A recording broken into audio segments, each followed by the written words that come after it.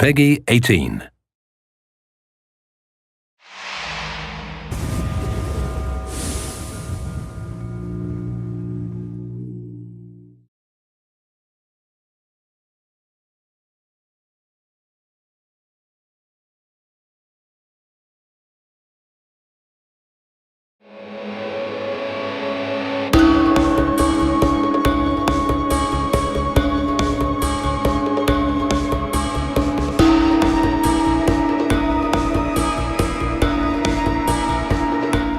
For the past 6 months, we've been looking at reference like videos, images. What you see on those images is just static. So it doesn't show like the action. It doesn't show what's happening behind the scenes. Whether it's in Kathmandu or whether it's up in the mountains, there's always something that you need to look out for. That kind of comes into that danger factor where you're never sure what you're gonna see, what you're gonna hear, what you're gonna encounter. For me, this is truly awesome because that's basically the game that we're trying to build. We want the player to be kind of surprised on every corner, to see something, want to get there, but never really sure of what he's going to find. Kurat is the fictional Himalayan region that Far Cry 4 was tentatively using to describe its environment. The topography played well into informing how the game would be built. We're really big at giving options to the player. Basically, it's your game, your way. So you can go anywhere, approach any situation from any angle, use any type of weapons. So like having those footpaths go on or that main road, you could drive up and drive and shoot, basically, if you wanted. That thing in the trees sounds like some kind of high-pitched electrical whir from a distance. But then up close, it was just horrible.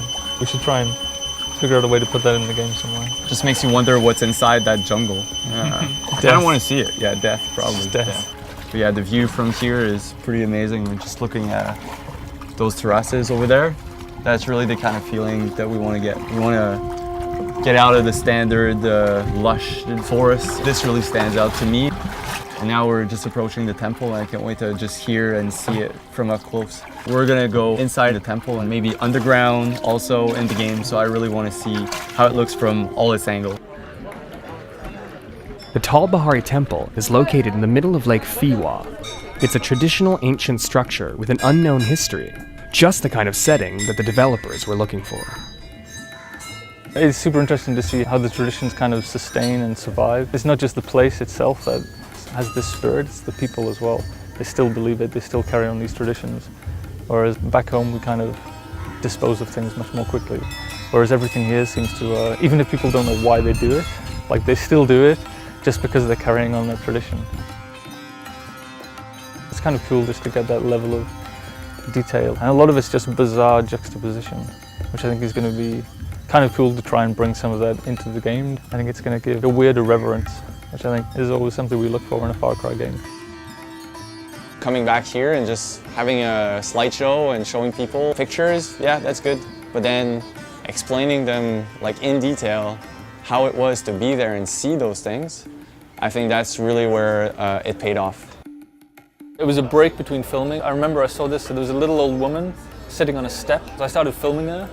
She was just sharpening this thing on the step. And a few weeks ago we were like, we need someone to give this mission. And I was like, I have her.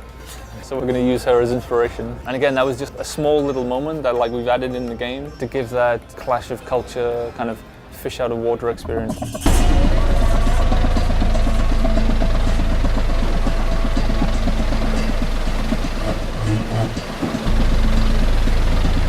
All right, so we decided to take this trip on the roof, sort of Nepali style, to see if we can take in some more of the scenery.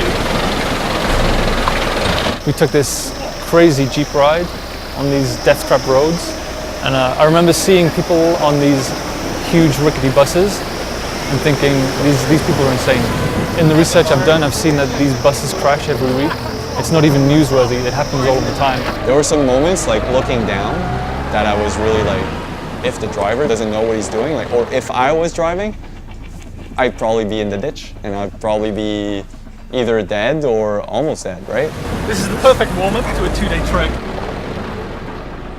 So on our way to the Gorilla Trail, we've come across a road that's been washed out by a giant avalanche. So we're gonna have to take it by foot on what looks like a pretty sketchy trail.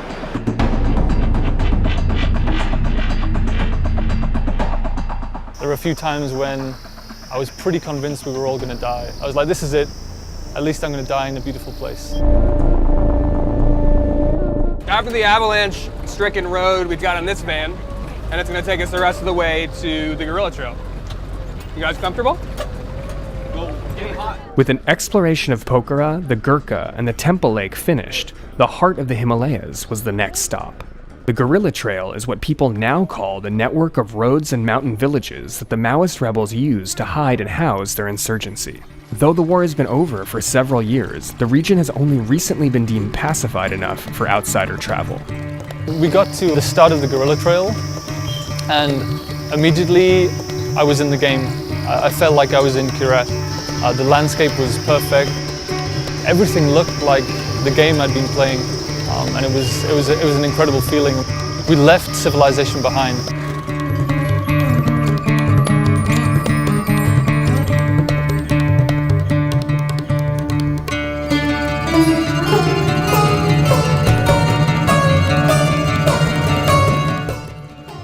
So it looks like we made it up to at least the end of the ascent, but we still have about half an hour before we reach the village.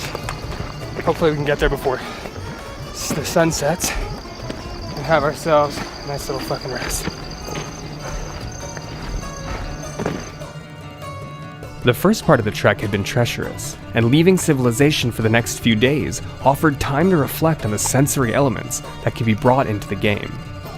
The subtle moments encountered at the Bahari Temple and the feeling of tradition and spirituality were key in adding another layer to the trip. Spirituality would stay a continuing theme, taking a bizarre twist when experiencing some of Nepal's darker traditions.